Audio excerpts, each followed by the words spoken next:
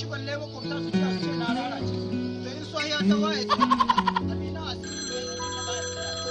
Kuma hakan da ina tunanin da ne daura aure gidan wani sannan da aka kai. Kuma ina son in saka mace wani gari da na san tsoho amana ce bismillah.